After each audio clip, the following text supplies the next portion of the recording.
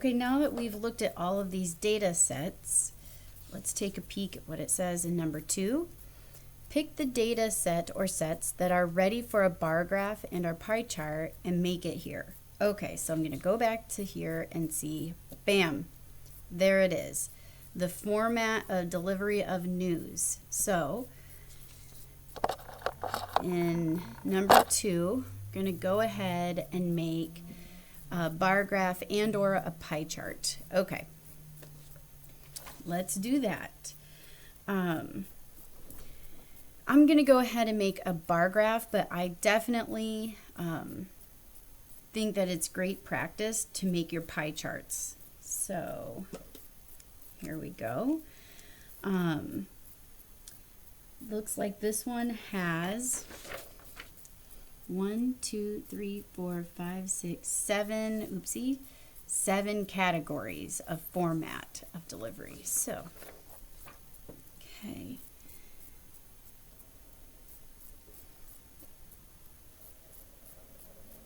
It has 7, so I'm going to try to make it pretty long here.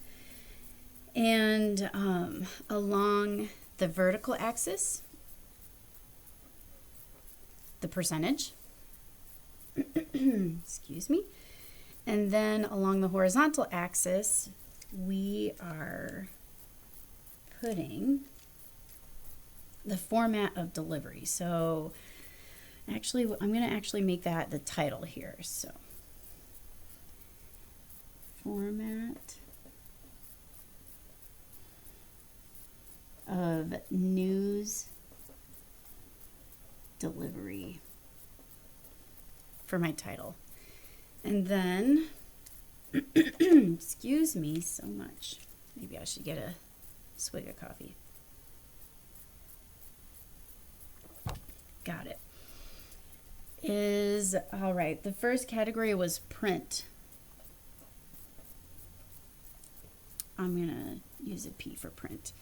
The next category was print and desktop computer. I'm going to just call this print and computer. So, PC, not personal computer, but print and computer. And then we have print, computer, and mobile device. Print, computer, mobile device. Got it. And then we have desktop only. So computer only. Oop, I forgot to give a tag down here. Print, computer, and mobile. Print, computer, mobile. Computer. Let's see. The next one is desktop and mobile device. So, got it.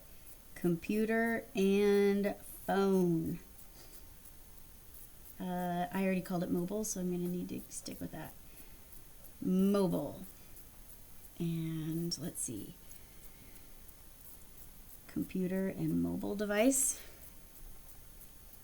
And then we have print and mobile. So, print and phone. Okay, so print and mobile. And then the last category was mobile only. How do I get my nose? Oh, you know, I just checked my phone. So, mobile. There we go. Okay, the percentages went up to 51. So I'm going to try to make 5 equal spaced values here. Okay, so start at 0. Maybe go 10, 20, 30, 40, 50. 50% at the top. 30% right there. Okay, and we're ready to draw our bars. Print. Print only, 51%.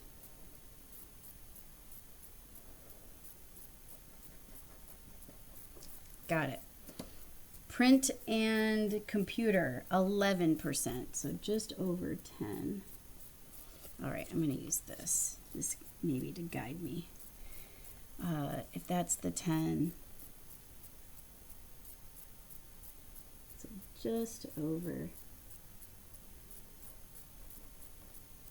Got it. I know it's very high tech. Reduce, reuse, recycle, these Post-it notes.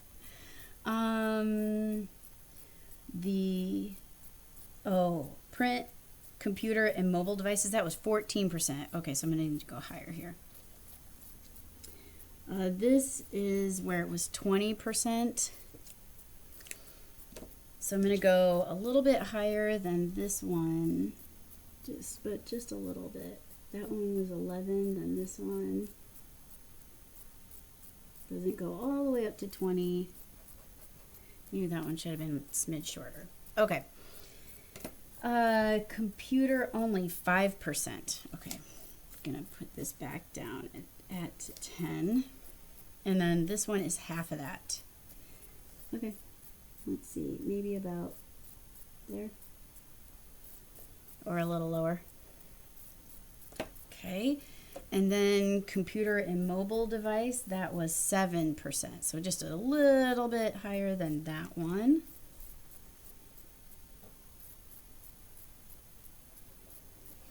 But not all the way up to 10. And print and mobile was another 7%.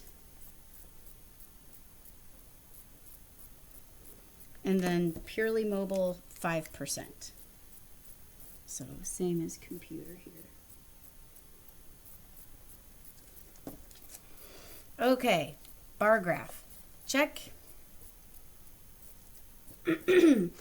So we see that it has a title of the delivery of the format of the news. We did equal spacing of the frequency or the relative frequency here, which was the percent of out of everyone, which one had their delivery in that format. And then we see the categories along the horizontal here. And it didn't really matter what order we put these in, but we did need to create our legend. The legend is really important because the order of these categories doesn't really matter, okay? So just to point that out again from our bar graph. And we could have created a pie chart here too. I just ran out of space, but I would practice that. Pick the data sets that are ready for a scatter plot, make it here. Okay, we go back and we see, this one is ready for a scatter plot. It looks like we are going 2001 and we're skipping every other year up to 2005. And then we have a circulation in thousands. Maybe we need to count by 10,000. Goes all the way up to 55,600. Okay, so there's our data set, and we're going to make a scatter chart or a scatter plot out of this. Let's see, I gotta get my markers here. So in terms of labels, let's label some things.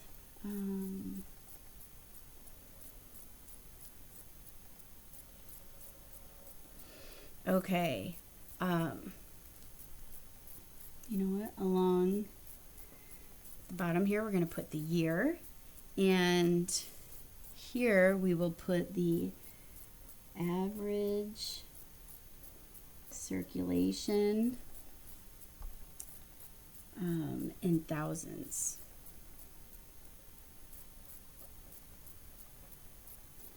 And if we're counting by tens up to 60, it looks like. Okay, so if we have 0 down here, we need to count by tens and go up to 60. It is easier for me to put the 60 at the top and then go halvesies. That would be 30, and then from there split it into thirds here.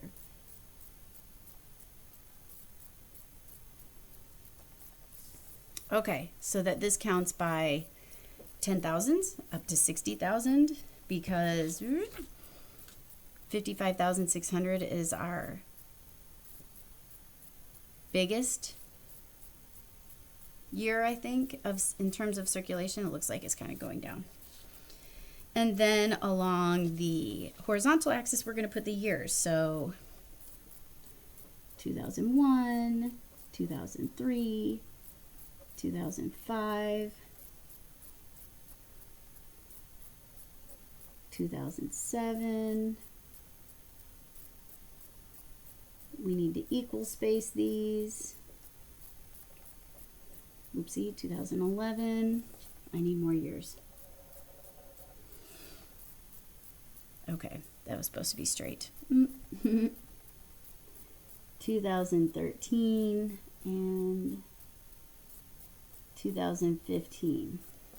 Okay, and now my year seems a little misplaced, but what are you going to do? And then, because these are pretty close together, so because these values are actually ranging from 55,000 to 37,000, and I don't have any lines here, I'm going to actually put in some lines. I wonder if I have a ruler. Do I? I do not. I do not have a ruler on me. So I'm going to use this sticker. So my kiddos have a ton of stickers. I don't know how it happens, but every toy they ever want comes with some stickers. So I'm going to actually use this as my handy straight edge. Oh, man. Okay.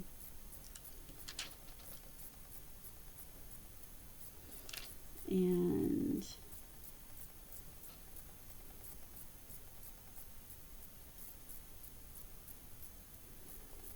just so that I can have some reference lines here.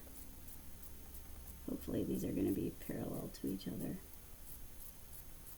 and not going crooked. You know what? It's actually challenging for me. I'm going to use my old notes here. Okay, here we go. Maybe that's going to be easier. I don't know. Okay, roughly speaking, and these need to be parallel, if I could help it. And then 60. So these lines, these reference lines, should all be parallel and equally spaced apart. Okay, there we go. That helps. Because now what I can do is plot my points. All right, in 2001, what were we at? 55,600. Okay, so that means if this is 50,000, and this is 60,000, it is right in between, so midway through, but a little above. So 2001, middle, above. 2003, 55,200. Oh, okay, so it's very similar, but maybe just a smidge below. 2005, 53,000. Okay, so if this is the middle, 53 is a little bit below that. Got it. 2007 is just above the 50,000 line. 2009, 45,000. So that's halfway between, but a little above because it was 45,700. In 2011, 43,400. So there's the middle, just a little bit below it. In 2013, just above 40 grand. Done. And in 2015, 37,700. So if this is 35,000, then above that. Okay, so now we see it.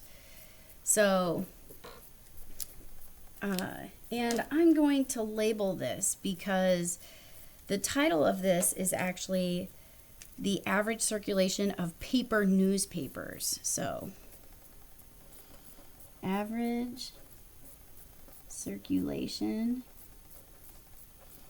of paper Newspapers. And I know that it seems redundant to write paper here because it's newspaper. But I feel like our language is changing, and even though it is not an actual paper anymore, we still call it, we call it the news, but a lot of people still say, oh, I got the newspaper or whatever. So I don't know. It is a little bit redundant now that I say it out loud, but still. So the average, I see the downward trend here and how everyone was very worried about it. But then I see this data set and I'm like, okay, yes, we're worried about it. And especially because print is still it's a pretty big way people get their news. But still we have all these other ways that maybe are compensating for this downward trend. Okay, number 4, pick the data set or sets that are ready for a frequency and or relative frequency table and make it here. Include titles of all relevant information. Okay, before I do that, I just wanted to give a quick shout out to your textbook because we just made this chart here and I wanted you to go through it because we really do have to make all of these decisions ourselves. But your book also made those decisions for you on one of the pages. I don't know what page this is, 120. And they created a very clean grid for you to plot all of your points on, just FYI. Nonetheless, we were able to do it. Okay, ready for a frequency and or relative frequency table and make it here. We had 3 of those. This needs a table, this needs a table, this needs a table. Let's start with this one. Okay, so it looks like we need categories. I see TV, that really pops out at me. Social media, internet, print, and radio. Okay, I'm going to put let's see.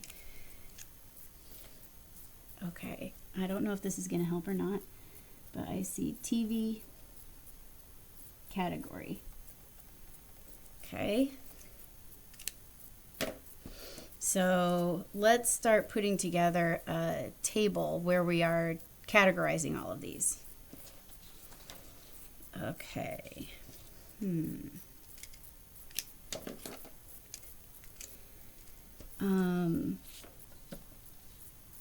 News source or news delivery. So format of news delivery similar to this one, except with different categories for how these college students responded. So, oopsie. Yep. Format. I forgot the R in format. Format. Got it. Format of delivery. And over here, I think we're going to need what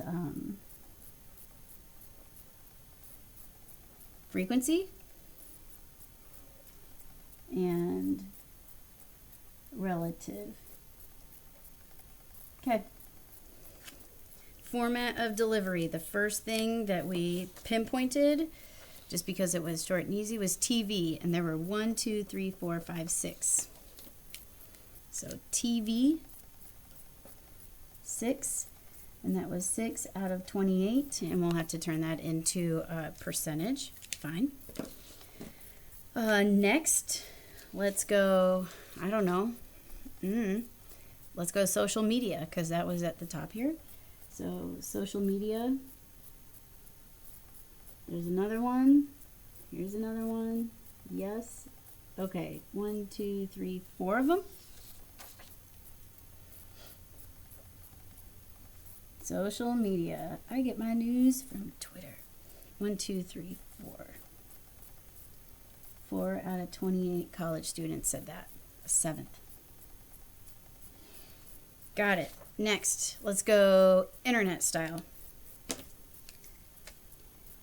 Internet.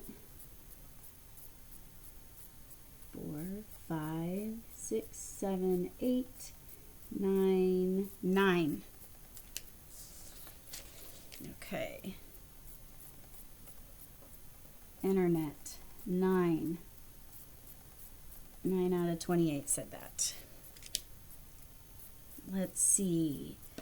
I notice we have print. And they just say media, so whatever that means. So you got it in print somehow. 1, 2, 3, 4. Okay, so 4 out of 28. And then I see radio.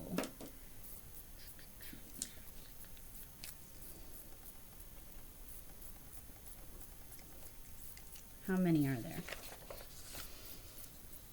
1, 2, 3, 4, 5. Shout out to NPR. 5 out of 28. I used to commute to work. Now I just go upstairs. What are you going to do?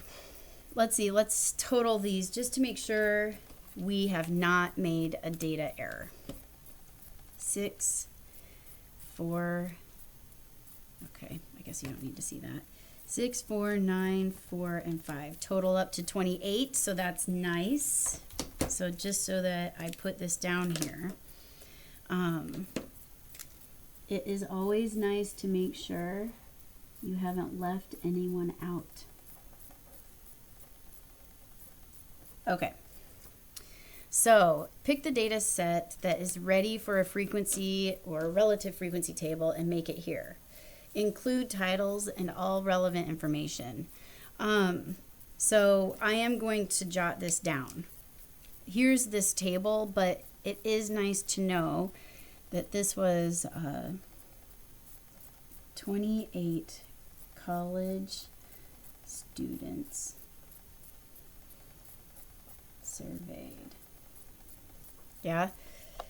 So I'm going to jot that down too. Okay. After that, what data sets seem to need a strategy that was not yet listed? Well, we looked at these two. These two need to have a table, but we really didn't have a table that looked like this, where we had these categories and then we put how much was in there. So I look at this and I look at this and I'm like, we're definitely going to need to make a table, but how do we separate these? Like, do we have one for every newspaper and every website for news? I mean, I'm not quite sure how to create tables for these two data sets. So,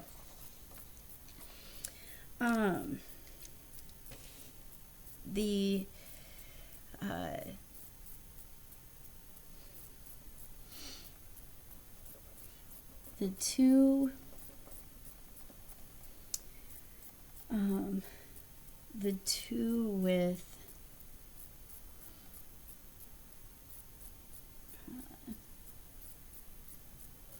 no noticeable categories. I'm going to put it like that, yeah? Because up here, the years, I mean, those were kind of our categories. Here, they were already categorized for us. This data set, we were able to create categories quite readily. But here, I'm like, what kind of categories are we supposed to put these in? So, okay. The two with no noticeable categories is how I'm going to answer that question. All right, a few remarks here. Or recalls. Samples. So I noticed that here, this is definitely a sample and not all college students were surveyed here. So samples are a subset created to represent the whole. So samples are subsets or subgroups.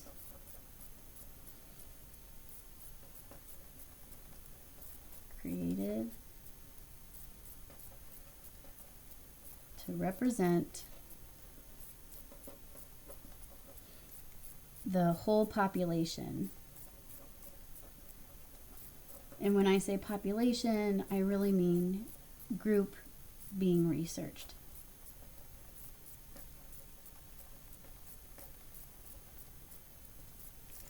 Okay, so these 28 college students, yep, they speak for all of you.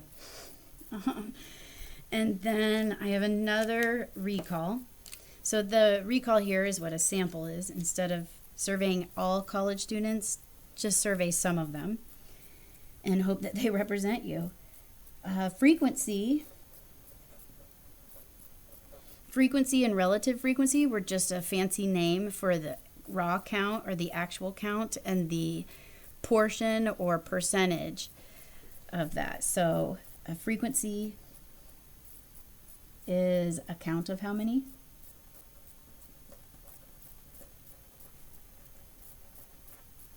And relative frequency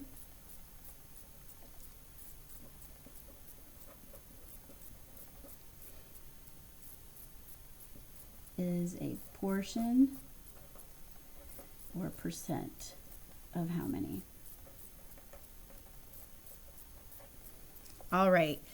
Now, when it comes to those next two, these two data sets that we don't really know how to create a table for, here it comes. We're going to need a grouped frequency distribution for them. So this is a table that keeps track of how many fall into a group, or a class is what we call it. Table that keeps track, okay, of how many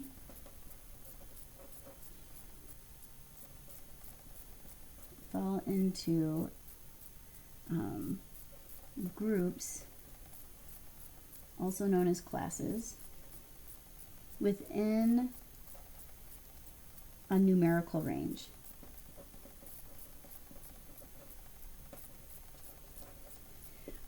So we didn't see that they had noticeable categories, but we can range them, or we can separate them by how many. So we can take these numerical values and maybe categorize them as, you know, like we're basically saying small, medium, large here. So we're creating groups of numerical ranges that are, okay, these are the small ones. Okay, these are the medium ones. Okay, here are the large ones. We do this a lot, especially with age. Like, oh, I'm going to put you into this age bracket and this age bracket and whatever. Even when I said the word bracket, I immediately thought of taxes. So this happens a lot when we group how many, or we still are keeping track of how many fall, but now our groups are just numerical ranges. And then a histogram. A histogram, in my opinion, is a bar graph for numerical data. So I'm going to write that down. This might be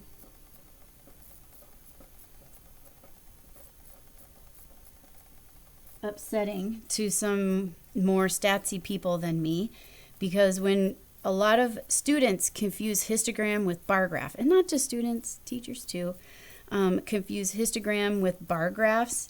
And I would call a histogram a very specific type of bar graph. So whereby like a square is a special type of rectangle, to me a histogram is a bar graph for numerical data.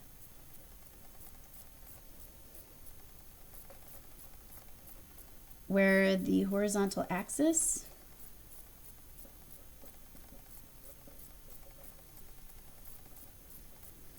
is back-to-back number ranges. Okay, so really this is a distinction between qualitative and quantitative, because if they are numerical data, numerical measurements of data, then they're really quantitative. And the bar graph, like up here, these were definitely qualitative, or categories that were not numerical measurements. Okay. I have a few remarks before we talk about example 2. Here are my remarks about this. So bar graphs are for qualitative data. graphs.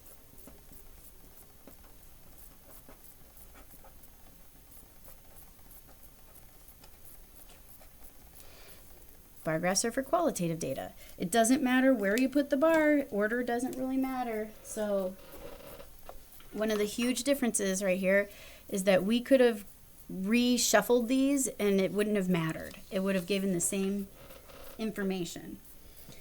The horizontal axis, so bar graph.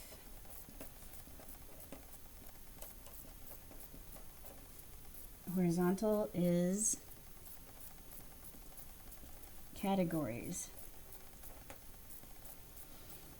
Okay, and vertical is frequency or percentage, but I'm going to say is categories that can be shuffled.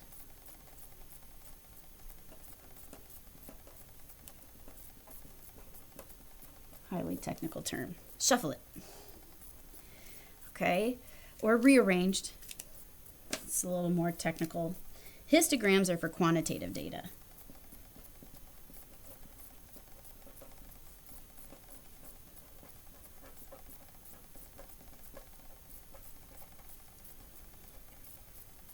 Because quantitative data is numerical measurements.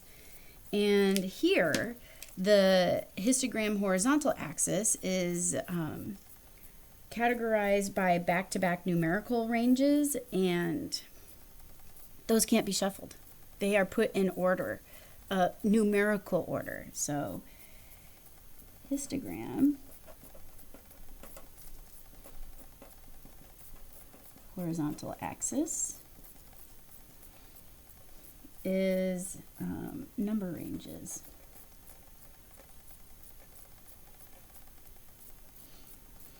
Put back to back and ordered from small to big. Okay, so there are a few differences between the bar graph and the histogram, but these are categories. They could be shuffled around in bar graphs because they're just qualitative categories. But in histograms, there are numerical measures, and numerical measures we order. We have the well ordering principle, so we can actually order them from small to big.